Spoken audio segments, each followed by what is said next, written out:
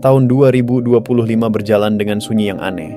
Tidak ada ledakan krisis besar, tidak ada runtuhnya bank, tidak ada headline mengerikan tentang pasar yang kolaps. Tapi, di balik tenangnya berita, sesuatu sedang membusuk pelan-pelan. Jalanan masih ramai, mal masih buka, kafe masih beroperasi. Tapi kalau lo perhatiin baik-baik, ada sesuatu yang beda. Senyum orang-orang makin jarang, keramaian terasa hambar, dan dompet masyarakat mulai tertutup rapat. Bukan karena mereka pelit, tapi karena rasa takut yang makin gede. Takut kehilangan kerja, takut harga naik, takut kalau uangnya nggak cukup sampai akhir bulan. Inilah yang gue sebut krisis sunyi, krisis yang nggak kelihatan di layar berita, tapi dirasain di meja makan setiap hari. Lo bisa lihat tanda-tandanya di mana-mana. Di warung dekat kantor yang biasanya ramai jam makan siang, sekarang bangkunya kosong separuh. Di toko baju, kasirnya berdiri bengong sambil main ponsel. Di pinggiran kota, usaha kecil tutup satu persatu, bukan karena mereka malas, tapi karena nggak ada lagi pembeli. Orang-orang berhemat habis-habisan. Mereka nggak lagi ngopi tiap pagi, nggak belanja barang lucu di e-commerce, nggak nongkrong di akhir pekan. Semua fokus bertahan. Dan di saat masyarakat mulai menahan napas kayak gini, dunia usaha pelan-pelan kehilangan oksigen. Ironinya, semua orang merasa mereka sedang melakukan hal yang benar, berhemat, mengatur keuangan, menjaga tabungan. Tapi di level makro, itu justru menciptakan spiral penurunan konsumsi yang bikin roda ekonomi nyangkut di lumpur. Data dari berbagai lembaga riset ekonomi di Indonesia bahkan menunjukkan tanda-tanda yang bikin dahi berkerut. Daya beli rumah tangga anjlok dalam 2 kuartal terakhir. Sektor retail mencatat penurunan penjualan hingga 2 digit, sementara penyerapan tenaga kerja di sektor industri melemah drastis. Banyak pabrik mulai mengurangi shift produksi, bahkan sebagian udah diam-diam melakukan PHK massal. Tapi uniknya, nggak ada yang heboh. PHK itu disamarkan lewat istilah yang lebih halus, penyesuaian karyawan, efisiensi, atau perampingan organisasi. Media nggak banyak membahasnya, mungkin karena udah terlalu sering. Seolah-olah kehilangan kerja udah jadi hal biasa. Padahal di balik setiap pekerja yang kehilangan gaji, ada keluarga yang harus ngencengin ikat pinggang, anak yang ditunda bayar sekolah, dan rumah tangga yang mulai hidup dari tabungan terakhir. Krisis kali ini beda, nggak ada ledakan, nggak ada kepanikan massal, nggak ada antrean panjang di bank. Yang ada cuma perlahan tapi pasti, ekonomi rakyat mulai mengecil. Orang-orang menunda belanja, perusahaan menunda ekspansi, pengusaha kecil menunda buka cabang, dan negara menunda semua janji pemulihan. Ini krisis yang tumbuh diam-diam, kayak penyakit yang nggak bikin sakit di awal, tapi mematikan di ujungnya. Para ekonom menyebutnya demand stagnation. Ketika permintaan lumpuh karena rasa takut dan ketidakpastian, sementara semua indikator kelihatan baik-baik aja di atas kertas. Pemerintah mungkin bilang inflasi terkendali, tapi coba tanya ke tukang sayur, apakah harga cabai benar-benar turun? Coba tanya ke buruh pabrik, apakah gajinya cukup buat bayar kos dan makan? Statistik memang bisa dikendalikan, tapi perut manusia nggak bisa dibohongin. Masalahnya, krisis sunyi ini lahir dari ketegangan yang panjang. Setelah pandemi, dunia bisnis Indonesia tumbuh cepat, konsumsi masyarakat naik, investasi masuk, dan semua orang mulai optimis. Tapi waktu bunga bank naik, harga bahan pokok melonjak, dan global demand melemah, roda itu mulai tersendat. Banyak keluarga mulai sadar bahwa penghasilannya nggak lagi seimbang dengan biaya hidup. Mereka mulai mencatat pengeluaran, menghapus langganan streaming, bahkan berhenti beli kopi favorit. Dan ketika satu orang mulai berhenti belanja, efeknya menjalar ke ratusan orang lain. Barista kehilangan pelanggan, supplier kopi kehilangan pesanan, petani kopi kehilangan pembeli. Dari satu keputusan kecil hemat, lahir rantai panjang efek domino yang memukul seluruh sistem ekonomi. Sekarang, pelaku usaha kecil dan menengah jadi korban paling depan. Di berbagai kota, mulai dari Bandung sampai Surabaya, toko-toko kecil yang dulu sempat viral di media sosial perlahan hilang. Mereka nggak kuat bayar sewa, atau stok barangnya nggak muter karena penjualan seret. Beberapa coba bertahan lewat promo gila-gilaan, tapi ujung-ujungnya cuma bakar modal. Dunia usaha mikro seolah kehilangan denyutnya, dan di sisi lain korporasi besar juga lagi nggak sehat. Laporan keuangan mereka tampak aman di luar, tapi kalau lu gali lebih dalam, margin keuntungan tipis banget. Bahkan beberapa udah defisit karena beban operasional yang naik sementara omzet stagnan. Semua orang tahu ini bukan fase biasa, tapi nggak ada yang berani ngomong keras-keras. Karena di tengah krisis sunyi, yang paling berbahaya bukan kehilangan uang, tapi kehilangan rasa percaya diri. Lu tahu apa yang paling menakutkan dari krisis ini? Bukan PHK, bukan inflasi, tapi rasa diamnya masyarakat. Orang udah mulai pasrah, udah nggak protes, udah nggak berharap banyak. Mereka cuma bilang, ya, sekarang lagi susah, dan terus jalan tanpa arah. Di media sosial, orang mulai kehilangan semangat buat pamer kesuksesan, mulai berhenti ngomong soal investasi, dan lebih sering curhat soal bertahan hidup. Di sisi lain, perusahaan besar ngurangin budget marketing, brand-brand gede berhenti kasih diskon besar, dan startup mulai tiarap. Semua orang lagi nunggu sesuatu, tapi nggak ada yang tahu apa yang ditunggu. Ini bukan lagi soal ekonomi, ini soal psikologi massal. Masyarakat yang kehilangan semangat konsumsi berarti masyarakat yang kehilangan optimisme. Kalau lo perhatiin, pola ini mirip sama masa sebelum krisis global 2008. Bukan karena sistemnya rusak total, tapi karena kepercayaan hilang pelan-pelan. Bedanya, sekarang lebih diam, lebih halus, dan lebih berbahaya. Karena orang nggak sadar mereka sedang jatuh. Mereka cuma ngerasa capek, malas, dan ingin istirahat dari hiruk-pikuk ekonomi. Dan di situ bahaya sebenarnya muncul, ketika masyarakat berhenti bermimpi. Karena ekonomi itu bukan cuma angka, tapi juga rasa percaya, harapan, dan keyakinan bahwa kerja keras masih punya hasil. Tapi di sisi lain, krisis sunyi ini juga membuka kaca besar buat kita lihat diri sendiri. Selama ini, kita terlalu sibuk ngejar gaya hidup konsumtif yang ternyata rapuh banget. Kita nyicil barang-barang yang nggak perlu, kita hidup dari gaji ke gaji, kita bergantung sama iklan dan tren. Begitu roda ekonomi berhenti sebentar aja, semuanya runtuh. Banyak orang baru sadar kalau mereka nggak punya cadangan, nggak punya rencana, bahkan nggak punya skill yang bisa bertahan di situasi kayak gini.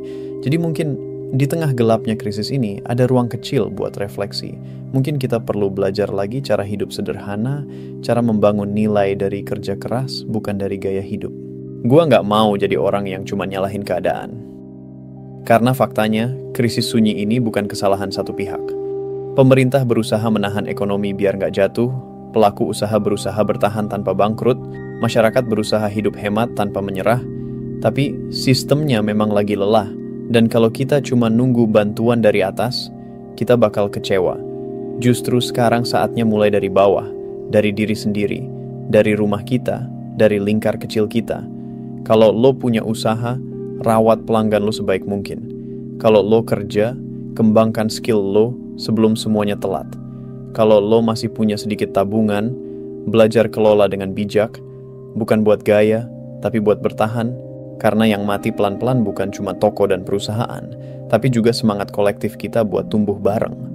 Krisis sunyi ini seolah ngajarin kita pelan-pelan tentang makna sebenarnya dari survival. Bukan cuma soal uang, tapi juga soal mental, adaptasi, dan rasa empati. Lo mungkin gak bisa bantu banyak orang, tapi kalau lo masih bisa jujur, masih bisa kerja dengan hati, masih bisa hidup dengan sederhana, lo udah lebih kuat dari setengah masyarakat yang lagi kebingungan sekarang. Dan kalau ada satu hal yang pasti dari sejarah ekonomi dunia, krisis nggak pernah datang untuk menghancurkan, tapi untuk menyaring. Akan selalu ada dua tipe orang di masa sulit kayak gini, yang panik dan membeku, atau yang tenang dan belajar berenang. Dan percaya deh, di balik semua ketakutan ini, ada kesempatan besar buat lo yang peka, karena ketika orang lain berhenti, lo bisa mulai. Ketika dunia usaha tiarap, lo bisa lihat celah baru. Banyak perusahaan besar justru lahir di masa krisis, bukan karena mereka hebat, tapi karena mereka berani bergerak waktu semua orang diam. Di saat masyarakat sibuk menghemat, justru dibutuhkan orang-orang yang berani menciptakan nilai baru, bukan cuma menunggu keadaan normal lagi. Tapi sebelum sampai ke sana, kita perlu jujur dulu bahwa kondisi sekarang memang berat. Data resmi dari Kementerian Ketenagakerjaan menunjukkan bahwa sepanjang paruh pertama tahun ini, puluhan ribu pekerja di sektor manufaktur, tekstil, dan elektronik sudah dirumahkan. Daya beli rumah tangga turun lebih dari 10% dibanding tahun lalu. Di sisi lain, harga pangan masih naik 2-3% tiap bulan. Kalau digabung, efeknya menciptakan jurang kecil yang lama-lama jadi besar. Dan inilah jurang tempat dunia usaha mulai jatuh. Bukan karena mereka salah strategi, tapi karena permintaan masyarakat benar-benar kering. Pemerintah memang sudah menyiapkan program bantuan, tapi seberapa jauh uang tunai bisa menyelamatkan ekosistem bisnis kalau konsumennya sendiri takut belanja? Di titik ini, kita bisa lihat betapa rapuhnya ekonomi yang cuma bergantung pada konsumsi. Kita lupa membangun pondasi produksi yang kuat, lupa memperkuat sektor real yang bisa tahan di badai. Selama ini kita hidup di atas pola jual beli, bukan buat dan tumbuh. Jadi begitu belanja berhenti, semua ikut berhenti. Dan ini realitas pahit yang sekarang lagi kita rasain bareng-bareng. Kalau lo jalan ke pusat perbelanjaan besar di Jakarta, lo bakal lihat dengan mata sendiri. Toko-toko yang dulunya rame sekarang jadi lapang dan sepi. Diskon besar di mana-mana, tapi nggak banyak yang tertarik. Di sisi lain, pasar tradisional juga lesu, pedagang mengeluh, pembeli cuma beli seperlunya. Dan disinilah letak ironi terbesar dari krisis sunyi ini. Nggak ada yang kelaparan secara fisik, tapi banyak yang lapar secara psikologis. Lapar akan rasa aman, lapar akan kepastian, lapar akan masa depan yang terasa stabil lagi. Kita hidup di masa di mana hemat jadi kebajikan baru. Orang yang nggak boros dianggap bijak, padahal di sisi lain, kalau semua orang berhenti belanja, ekonomi lumpuh. Dunia usaha yang dulu kita banggakan sebagai tulang punggung bangsa sekarang pelan-pelan kehilangan darahnya. Bukan karena salah kelola, tapi karena dunia sedang berubah dan kita belum siap. Konsumen makin pintar, makin selektif, dan makin takut.